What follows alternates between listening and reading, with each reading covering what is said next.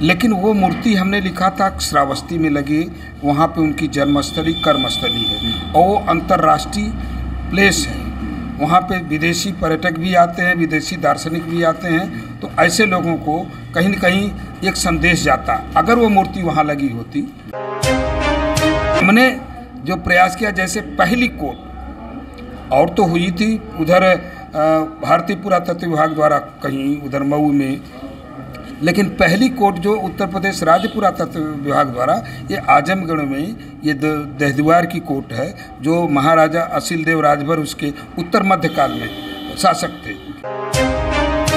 इतिहास हमारा जुड़ा, हमारा लगाव जुड़ा कि हमारे पूर्वजों का इतिहास दफन है उसमें, इसलिए उसको निकाला जाए। तो इतिहास के संरक्षण के लिए सबको प्रयास करना चाहिए। जो तथ्य हैं उस तथ्य को उजागर करना चाहिए, वो भी प्रमाणों के आधार पर।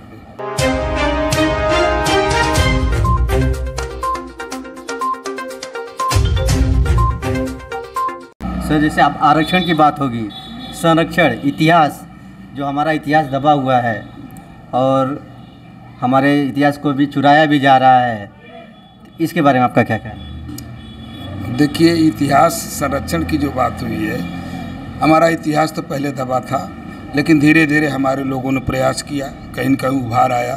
तमाम लेखकों, साहित्यकारों, चिंतकों ने लिखा भी।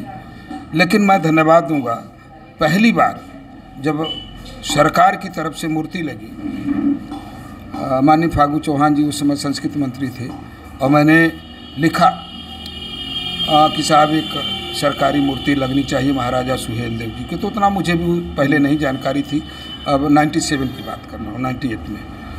लेकिन वो मूर्ति हमने लिखा था श्रावस्ती में लगी, वहाँ पे उनकी जन्मस्थली कर्मस्थली है और वो अंतर्राष्ट्रीय प्लेस है। वहाँ पे विदेशी पर्यटक भी आते हैं, विदेशी दार्शनिक भी आते हैं। तो ऐसे लोगों को कहीं न कहीं एक संदेश जाता अगर वो मूर्ति वहाँ लगी होती।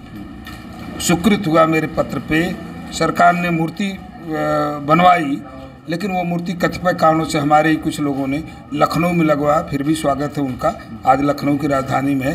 तो धीरे धीरे इतिहास का जब सरकार के संज्ञान में, जैसे मैंने हमारे तमाम ऐसे अग्रज हैं जो प्रयास करें, कहीं लिखित रूप से, कहीं मौखिक रूप से, कहीं अधिकारियों से संपर्क करके, शासन प्रशासन, मैंने भी लिखना शुरू किया। थोड़ा सीख करके मैंने भी लिखना शुरू किया, अध्ययन करके मैंने भी लिखना शुरू किया।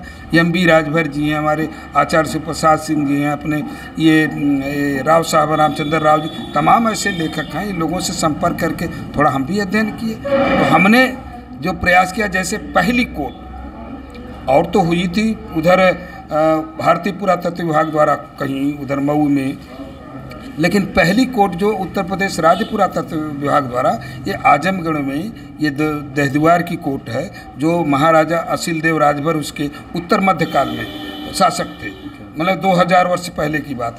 पहली कोर्ट राज्य की संरक्षण में हुई है। उसी तरह हम प्रयास कर रहे हैं कि डलदेव जी का वो विशेषज्ञ समिति में वो हमारा प्रस्ताव भी चला गया है। अभी दशा समेत घाट की बात है, वहाँ भी हमने लिखा है कि जो उन्होंने, देखिए फॉल्ट क्या हुआ है, नगर निगम लिखा कि ये ब्रह्मा जी द्वारा घाट, दशा समेत घाट निर्मित है। एक पक्ष तो उन्होंने धार्मिक पक्ष दे दिया, लेकिन ऐतिहासिक पक्ष की अनदेखी किया। तो हमने मांग किया कि हमारा ऐतिहासिक पक्ष भी दर्ज किया जाए। वो हमारा प्रक्रिया के अधीन है और इस समय प्रोसीडिंग में है। अभी सुरहुरपुर का कोर्ट का था मामला। किसी तरह वहाँ अधिकारियों को बुला के सर्वे कराया, लेकर के लोगों को जो रिपोर्ट लगी थी और रिपोर्ट के आधार पर हुआ कि अतिक्रमण हटाया जाए, लेकिन वहाँ पर राजनीति हो गई, वो तो अभी पेंडिंग हो गया। और इस तरह अभी जलालपुर में है।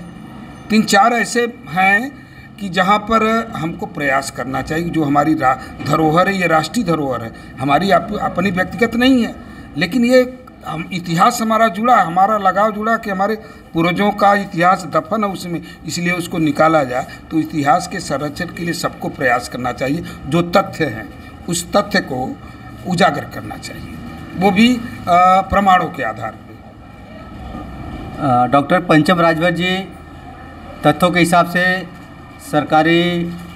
सरकार में आवेदन करते रहते हैं। एक आवेदन इनका ये भी है कि महाराजा सुहेल के नाम से सिक्का जारी होना चाहिए। वो तो देखिए, तो अब उसके लिए एक प्रोफार्मा है, भारत सरकार ने भेजा है, वो हमको उत्तर भेजे थे, सिक्का जारी हो, मैंने वो डाक टिकट तो जारी हो गया।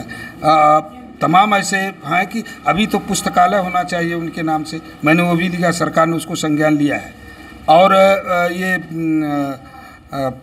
मूर्ति लगी गई है, संस्थान बनी गया है उनका, सोच संस्थान वहाँ पे, सॉरी, पर्यटन विभाग का जो अंतर्राष्ट्रीय स्तर का बहराइच में विश्वविद्यालय हुआ है, ट्रेन का नाम हुआ है।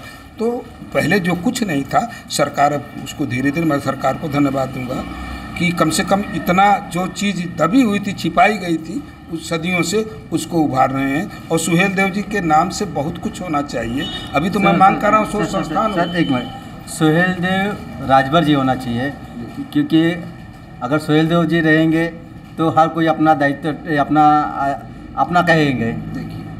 देखिए, मांग तो हमारी हर जगह से, राष्ट्रवीर महाराजा सुहेल देव राजभर शब्द से ही, लेकिन ये जो यहाँ पे सामाजिक व्यवस्था का विधान है, भारत में 2 संविधान हैं, एक तो भारतीय लोकतंत्र का संविधान, दूसरा भारतीय सामाजिक व्यवस्था का विधान।